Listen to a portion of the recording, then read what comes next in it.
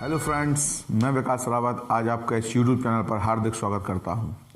जैसा कि आपको पता है कि हम लोग उत्तर प्रदेश एक विशेष श्रृंखला का आयोजन कर रहे हैं, जिसमें आगामी जितनी भी आपकी बड़ी परीक्षाएं हैं उन सभी बड़ी परीक्षाओं में जो उत्तर प्रदेश का पोर्शन आएगा वो आपको इस यूट्यूब क्लास से कवर हो जाएगा।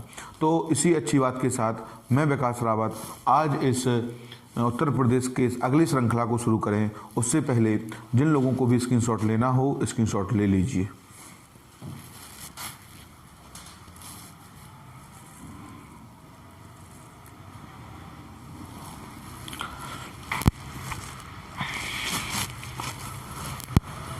आशा है आप लोगों ने स्क्रीनशॉट ले लिया होगा।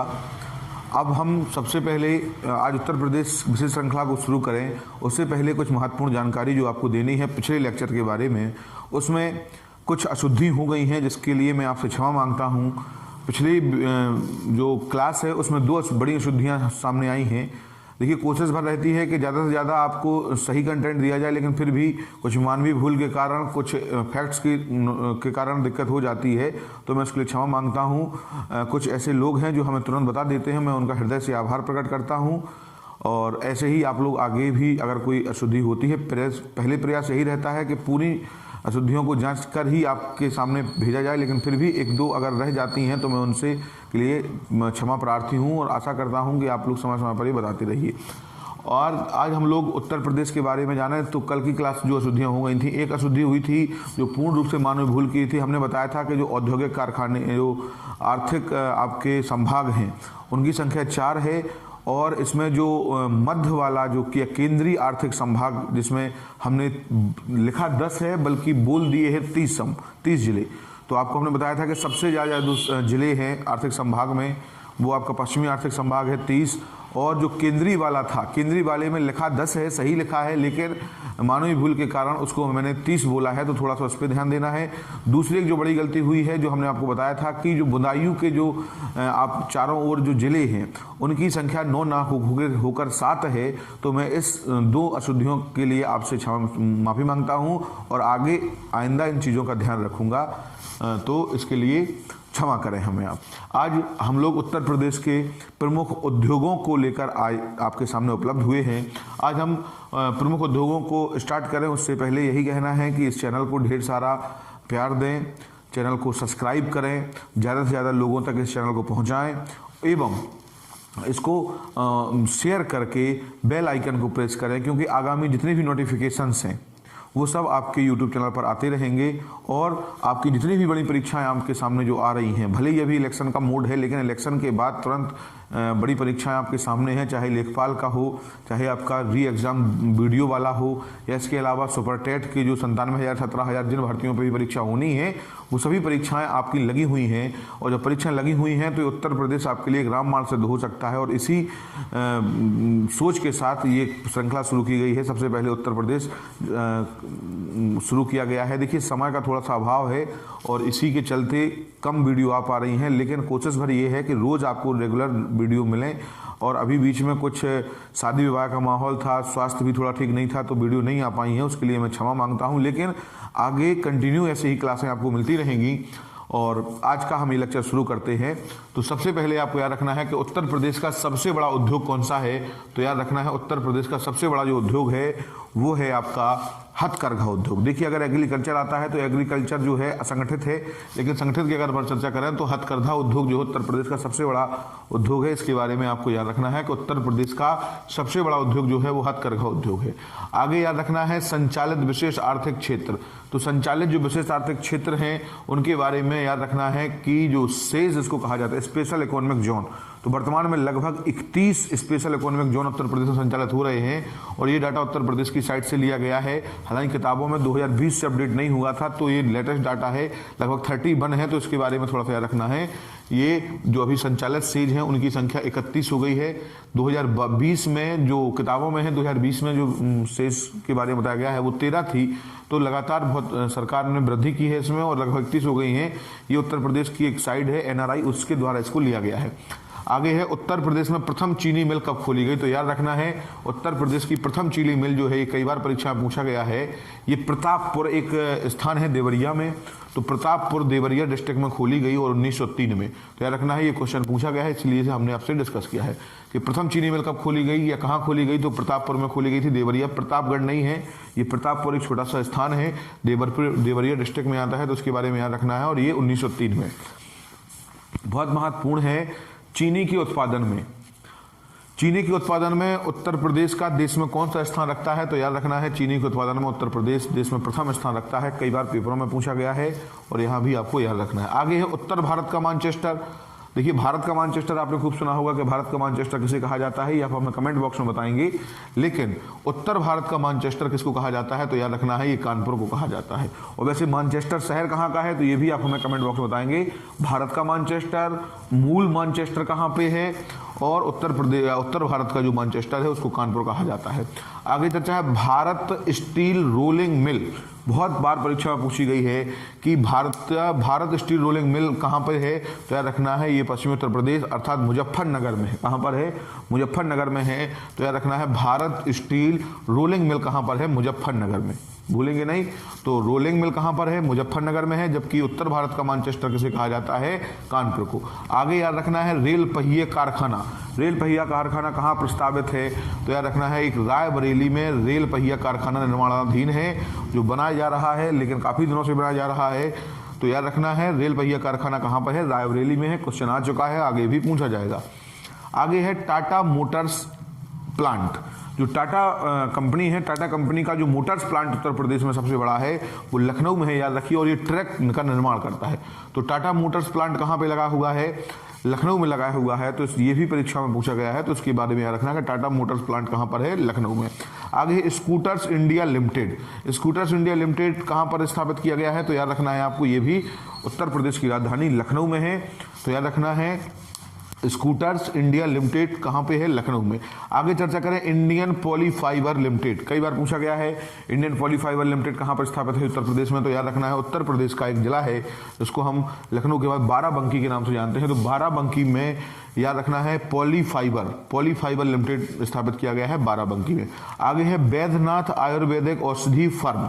वैद्यनाथ ग्रुप जो है झांसी की एक बहुत बड़ी फैमिली है, शर्मा फैमिली, तो उसी फैमिली का है, लेकिन इसको स्थापित कहाँ पे किया गया है, प्रयागराज में एक स्थान है नैनी, आप जानते होंगे। तो प्रयागराज में जो नैनी है, उसी नैनी में वैद्यनाथ आयुर्वेदिक औषधि फर्म स्थापित है। तो उसके बारे में भी आपको याद रखना है, वैद्यनाथ और आयुर्वेदिक औषधि फर्म कहाँ पे है, तो नैनी।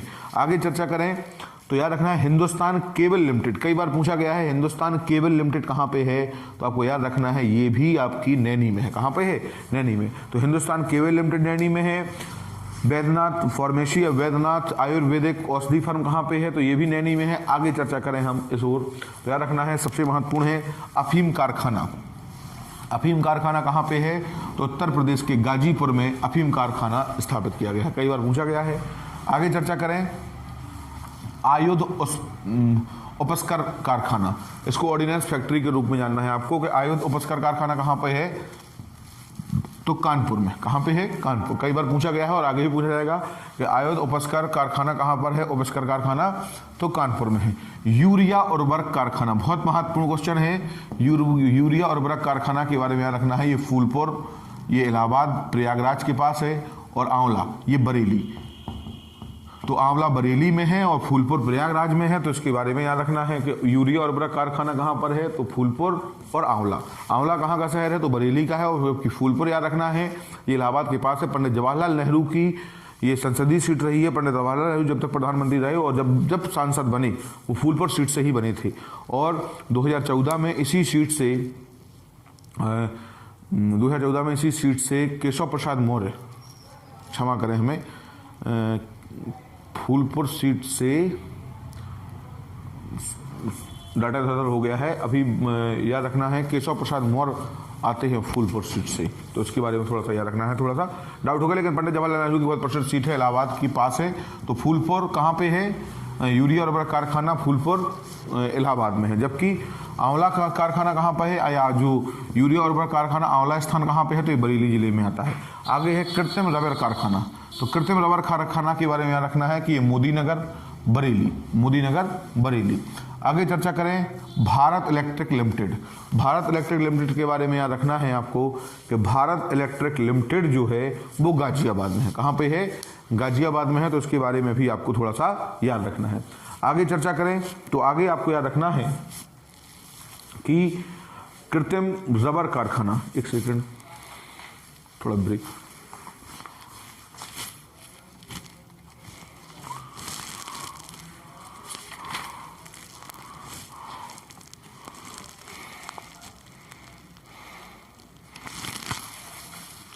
हाँ, तो याद रखना है आपको कृत्रिम रबर कारखाना कहाँ पर है, ये मोदी नगर बरेली में। कहाँ पे है, मोदी नगर बरेली में। आगे है भारत इलेक्ट्रॉनिक लिमिटेड। तो भारत इलेक्ट्रॉनिक लिमिटेड के बारे में याद रखना, ये बेल है और ये आपका नीचे वाला VHEL भेल है। तो याद रखना है भारत इलेक्ट्रॉनिक लिमिटेड कहाँ पर है, गाजियाबाद में है। जबकि भारत हैवी इलेक्ट्रिक लिमिटेड कहाँ पर है, तो याद रखना है इसकी 3 शाखाएं उत्तर प्रदेश में। नंबर 1 झांसी में स्थापित किया गया है, दूसरा वाराणसी में है और तीसरा आपका अमेठी में है। कहाँ पे है, अमेठी। तो याद रखना है आपको भारत हैवी इलेक्ट्रिकल लिमिटेड कहाँ पे है, तो भारत हैवी इलेक्ट्रिकल लिमिटेड जो है वो वाराणसी, झांसी और अमेठी, ये 3 जगहों पर है। इसके बारे में भी आपको याद रखना है। आगे है उत्तर प्रदेश राज्य औद्योगिक विकास प्राधिकरण। ये बहुत महत्वपूर्ण है। उत्तर प्रदेश राज्य औद्योगिक विकास प्राधिकरण की स्थापना कब हुई है, तो इसको याद रखना है। ये कुछ यूपी सीडा के नाम से जाना जाता है और ये कानपुर में है। कहाँ पे है, कानपुर, और इसकी स्थापना हुई थी 1961 में। आगे है नवीन ओखला औद्योगिक विकास लिमिटेड। याद रखना है जो शब्द आता है नोएडा, ये नोएडा का फुल फॉर्म ही होता है। नोएडा का मतलब होता है new Okhla industrial development authority, और यही बन गया है नोएडा। ठीक, तो याद रखना है नवीन ओखला। ओखला एक गांव है और इसी गांव में क्या किया गया है, औद्योगिक विकास के लिए परियोजनाएं शुरू की गई हैं। तो नवीन ओखला औद्योगिक विकास प्राधिकरण, इसी को हम नोएडा के नाम से जानते हैं। किस नाम से जानते हैं, तो पेपर में कई बार आपसे नोएडा की फुल फॉर्म पूछ सकता है। तो नोएडा की फुल फॉर्म क्या है, एन से याद रखना है आपको, न्यू माने नवीन, ओ माने ओखला, आई माने इंडस्ट्रियल, डी मतलब डेवलपमेंट और ए मतलब अथॉरिटी। तो याद रखना है new Okhla industrial development authority, अर्थात इसको नोएडा के नाम से हम लोग जानते हैं। पेपर में पूछा गया है और आगे भी पूछा जाएगा। तो याद रखना है नवीन ओखला औद्योगिक विकास प्राधिकरण, इसको हम किस नाम से जानते हैं, नोएडा के नाम से जानते हैं। आगे है गोरखपुर औद्योगिक विकास प्राधिकरण, इसको गीडा के नाम से जानते हैं, है ना, Gorakhpur industrial development authority, GIDA. आगे है सतहरिया, सतहरिया औद्योगिक विकास प्राधिकरण। सतहरिया के बारे में याद रखना है, सतहरिया औद्योगिक विकास प्राधिकरण, इसको सीडा के नाम से जानते हैं। किस नाम से जानते हैं, सीडा के नाम से जानते हैं। और आगे आपको याद रखना है भदोही औद्योगिक विकास प्राधिकरण। तो भदोही औद्योगिक विकास प्राधिकरण के बारे में आपको याद रखना है कि इसको बीडा के नाम से हम लोग जानते हैं। तो ये आज लगभग वो उद्योगों के बारे में हमने चर्चा की जो परीक्षाओं में अक्सर पूछे जाते हैं। यहाँ से प्रश्न हमेशा परीक्षाओं में आते रहते हैं और ऐसे ही महत्वपूर्ण सीरीजों के साथ हम लगातार वीडियो को लाते रहेंगे। आप लोग कंटिन्यू इसके बेहतरीन नोट्स बनाइए और अभी खाली समय है, फालतू ना बैठे रहिए, लगातार इसको उत्तर प्रदेश पढ़ते रहिए। बीच बीच में हम करंट अफेयर्स की जो महत्वपूर्ण सेगमेंट्स हैं उनको भी लाते रहेंगे, लेकिन आप लोग कंटिन्यू लगे रहिए, इसका भरपूर फायदा उठाइए और ज़्यादा से ज़्यादा लोगों तक इसको पहुंचाइए। ठीक, और इसी अच्छी बात के साथ मैं विकास रावत मिलता हूं आपसे अगले वीडियो में। आज के लिए इतना ही, धन्यवाद।